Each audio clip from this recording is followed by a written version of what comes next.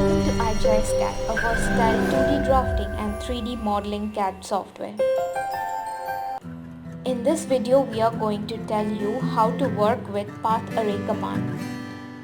So firstly, we will draw an object which is our path,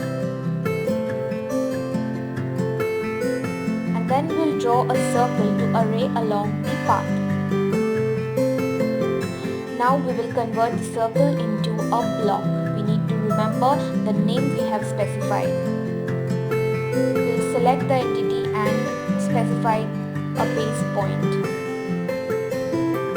Next we will use the divide command, shortcut is div, and specify the number of segment as b, and provide the name of the block to insert. Next it will ask if you want to align the block with the entity, so select yes, and then it will ask to specify the number of segments it is as per your requirement. So this is how you will use the path array. Thank you for watching the video.